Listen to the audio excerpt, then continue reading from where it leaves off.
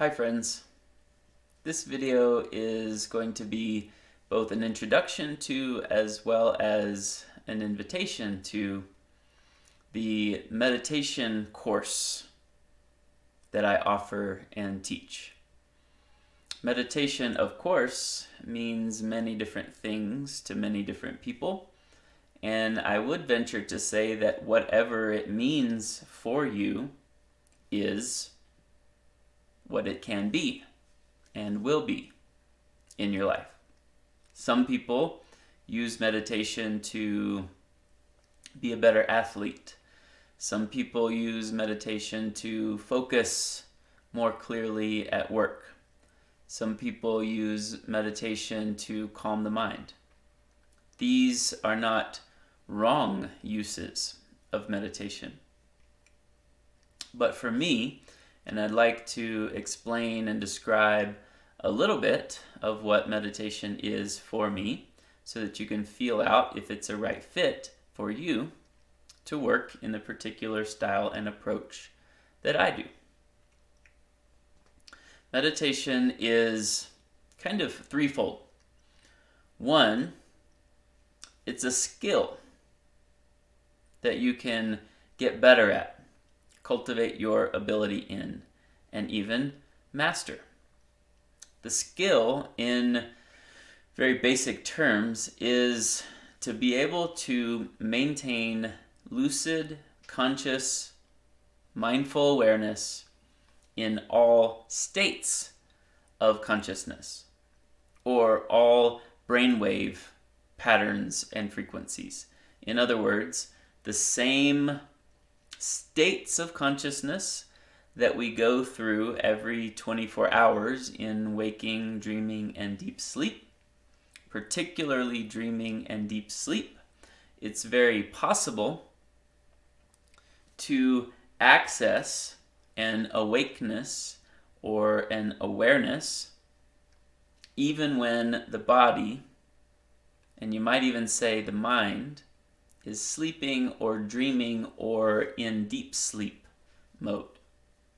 So imagine if you could be wide awake or wide aware, as I like to say sometimes, while you're asleep in bed.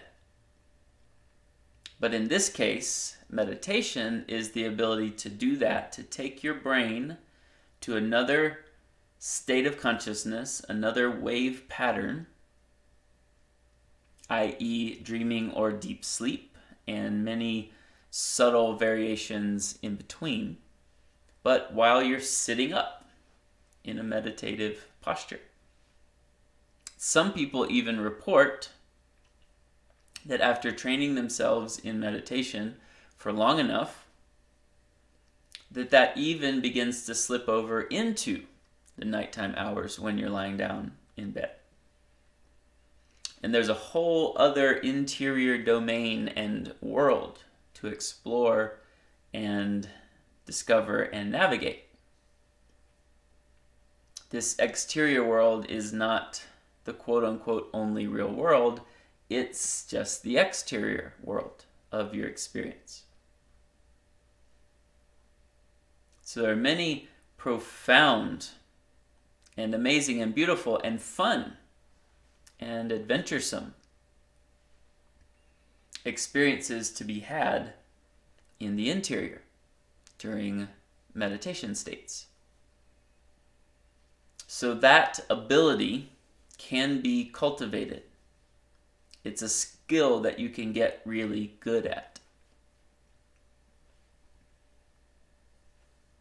And then see where it takes you. And there are techniques and tools, just like any other skill you want to get good at, that I can teach you. And they're very simple. Secondly, meditation has always been and is for me a deeply devotional practice. By that I mean, it is a direct access, a direct channel or portal to God or spirit or the hologram or your higher self. because when you're in those meditative states, your ego mind, your personality self, is typically put to sleep, we might say. And yet, there is an awareness.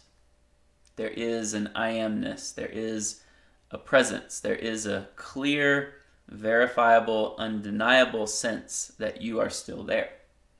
And that you are somehow even closer to the source, or closer to God, if you will, than in that normal egoic waking mind.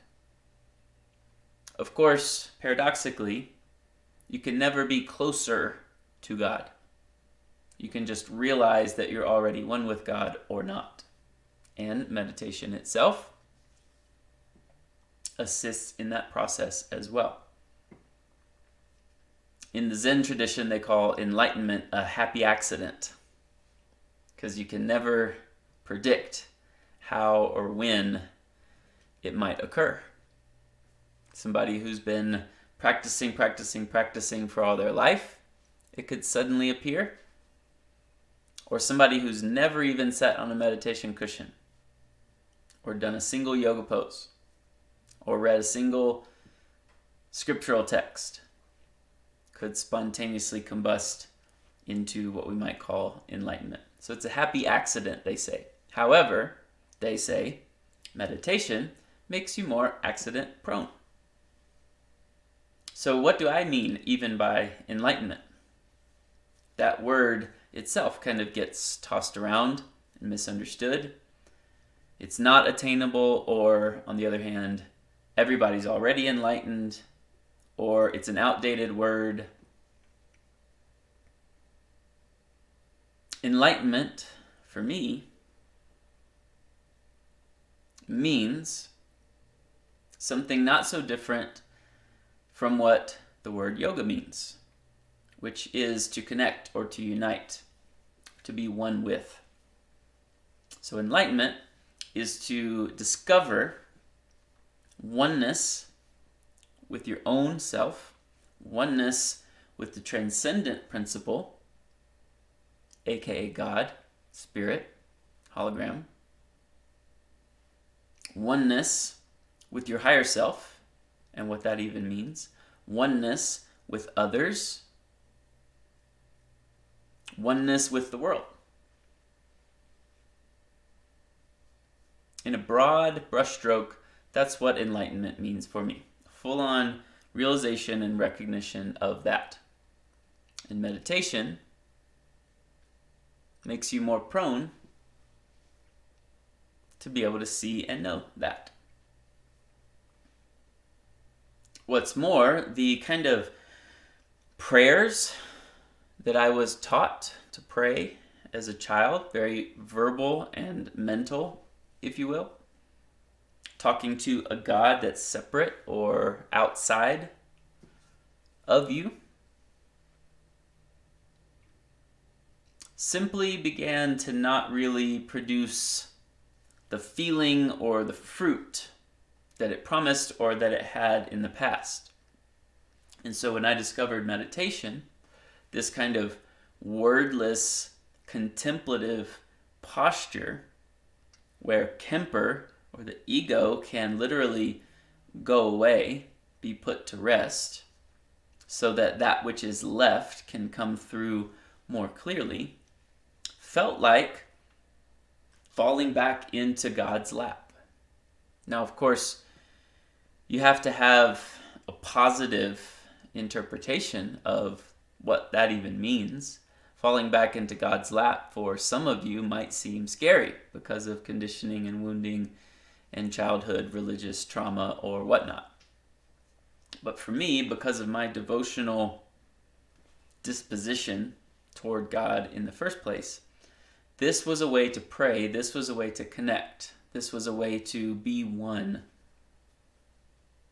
in communion with the source, the sustainer, the life force, the very essence of this existence. So 1, it's a skill. 2, it's a devotional practice. 3, it's a profound healing tool, healing art, if you will. Every trauma or drama, as I like to say, or in Sanskrit they call it samskara, which is some kind of unresolution still existing in your system somewhere, from early in childhood, from teenage heartbreak, from car accident, from something in utero,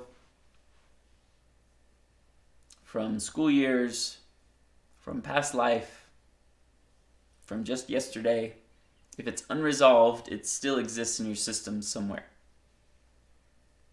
Meditation, once you've learned the skill of maintaining conscious awareness in those other spaces, the interior domain, as well as learned how to develop a relationship and surrender into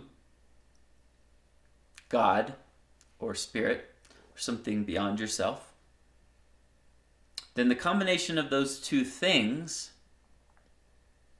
profoundly impact and exponentiate and catalyze the healing aspect of meditation. So calming of the mind and the nervous system definitely comes as a byproduct. But just like body work, if it's done well, or yoga if it's done well, or other plant medicines if they're done well, have kind of a purging component to them too, where it's not just magically everything's better again. Same thing happens in meditation.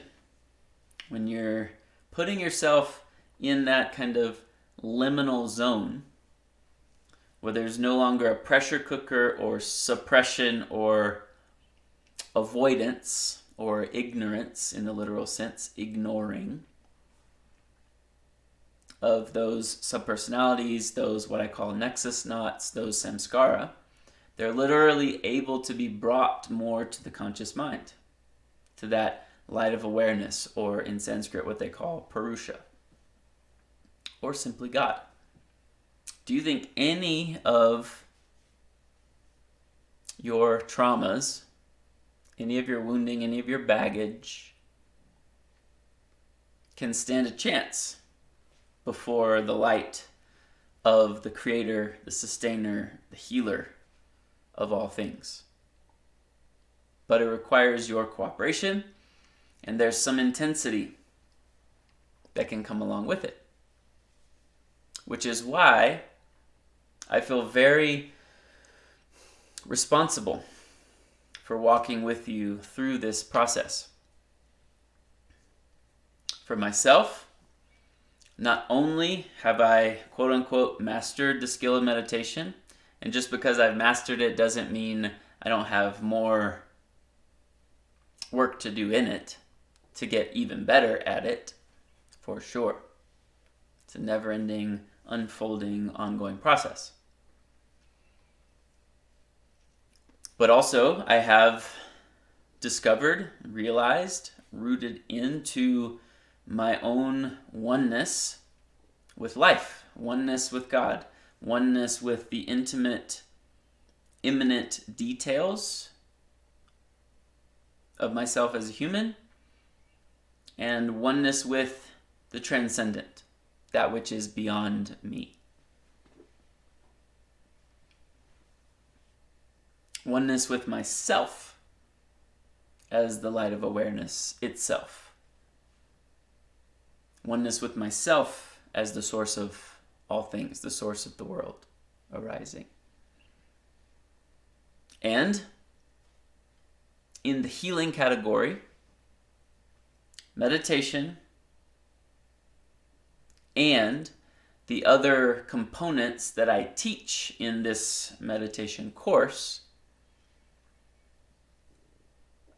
assisted immensely in the healing of mental illness in my past, coming off of pharmaceuticals, releasing and integrating a bunch of locked up energy patterns, and healing pretty severe addictive behaviors. All of this from meditation, self-inquiry, and what I call the 5 basics, which you'll learn as you embark on this course. So I wouldn't be teaching this if it didn't change my life first. And I only teach that which I have assimilated into my own being and which has worked for me. And it just so happens to be lucky that it's kind of a universal thing, because the template that I've laid out in this course has already worked on many others for the skill, the devotion, and the healing.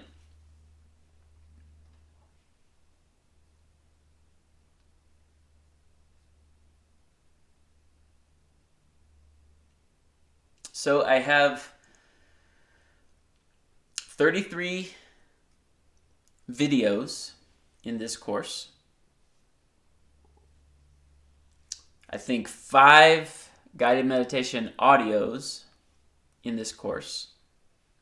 And for those who really show commitment, dedication, and good resonance with the way I teach, I also have a workbook, which is a 30-day process. It's kind of like if you do a 30-day juice cleanse or a 30-day some other kind of diet, if you will. That when you're ready for it, and I've actually learned out the gate, for some people it's way too much to give them that at the beginning. So what I'd like to offer you is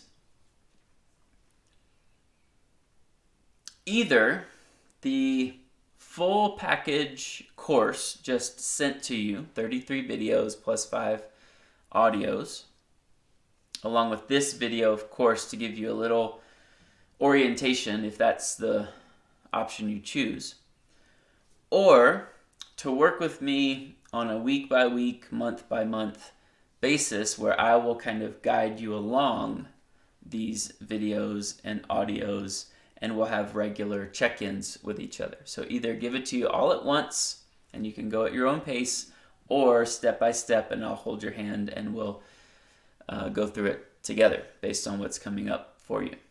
But that's also why I feel very responsible to at least be in touch in this way, because once you embark on the path of meditation, at least the way I teach it and understand it and explain it and has been in my life, lots of shadowy stuff, lots of ego stuff, lots of purging, lots of backlash can and will happen at whatever pace is appropriate for you based on what you got going on, based on your commitment to it. And it does require commitment. It's not just a casual thing.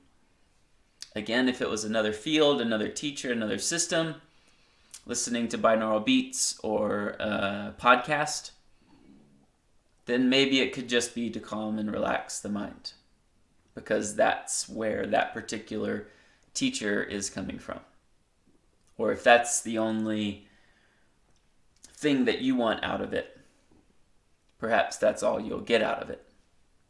But if you work with me, if you're in this morphic field of these videos and these audios and the Kaliana field, as Christy and I call it, then it will ask of you some more commitment, but it will also bring more fruit, more reward, more results in the skill of mastering this, in devotional practice, connecting and communing with higher aspects of ourself and life and God, and also healing aspects.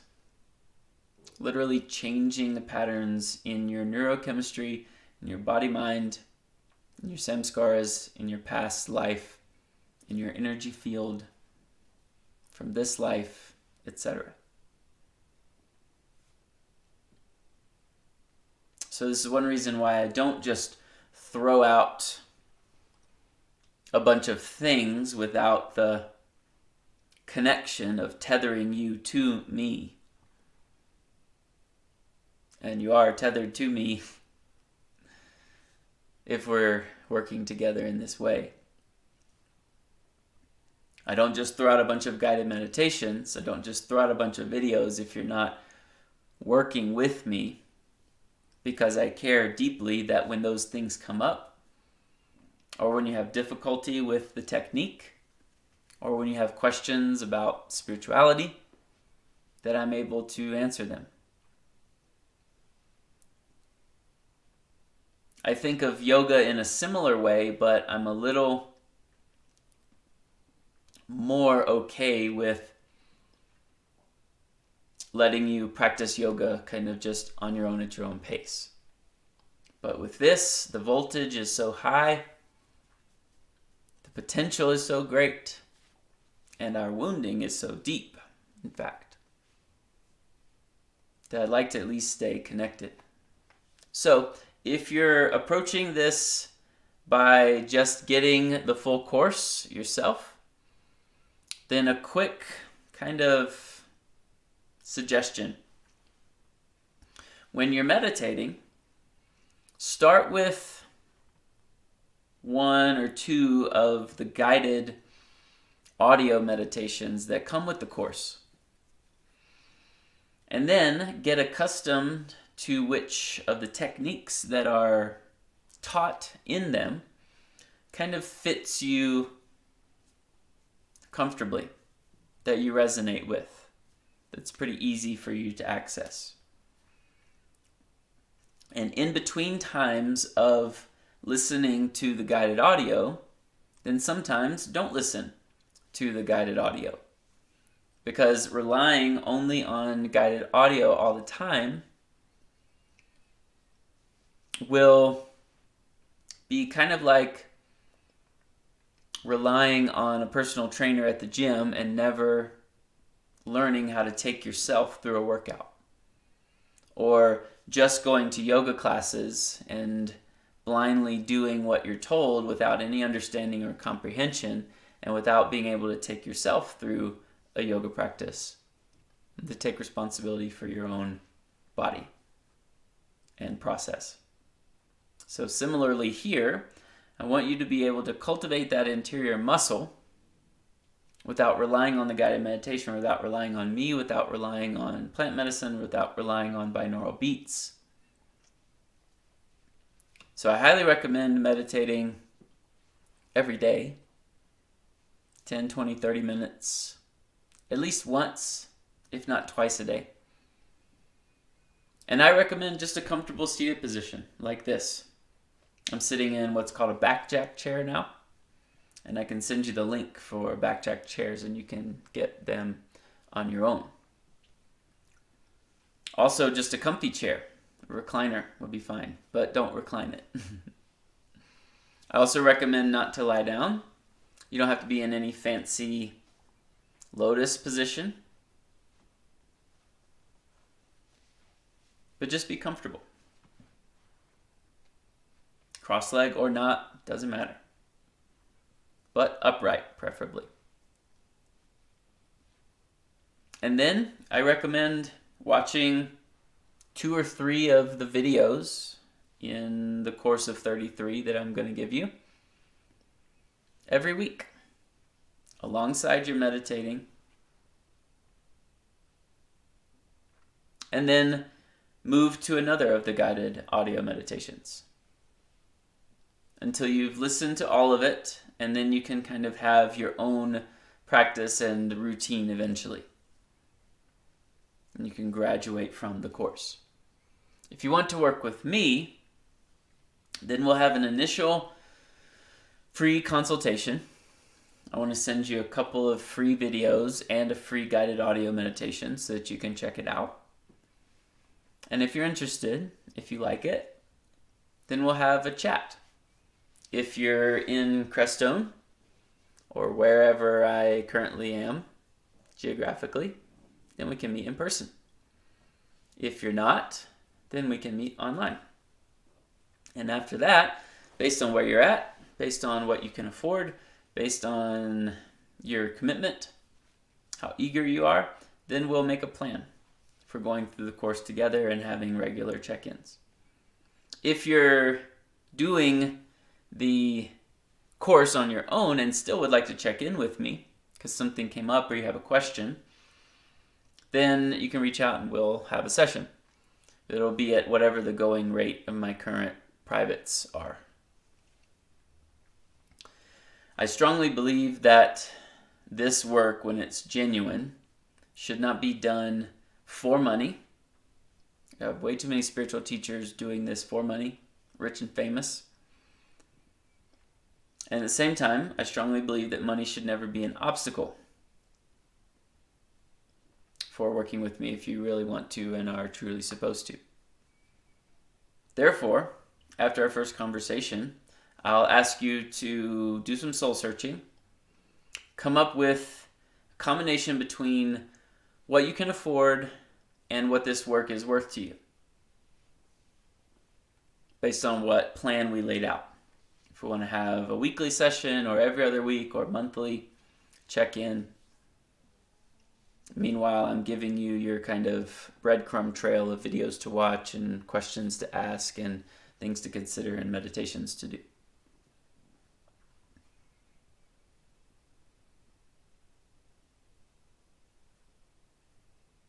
So it really puts the responsibility back in your court, where you can decide, this is what I can afford right now, but looking at everything else that I spend money on, actually, this is worth far more than that to me, so I can get rid of that and get rid of that and get rid of that and be able to offer more over here.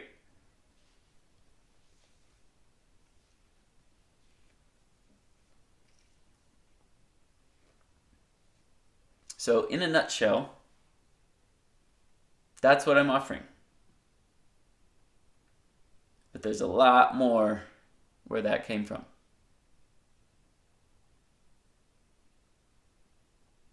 And especially now, the times that we're living in, we need this more and more. Not only the skill of presence of mind and to be able to navigate whatever state of consciousness, but also devotion, trust, surrender to something greater than ourselves. And finally, healing. We really need it. And I promise you it works.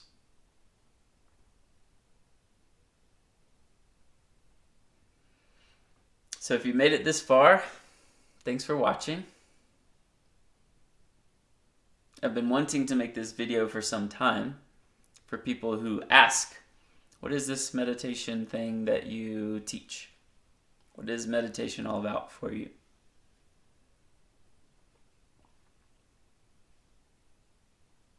So I wanted to make an invitation as well as an introduction. And again, this has barely scratched the surface, but if anything that I've said has struck a chord, sparked your interest,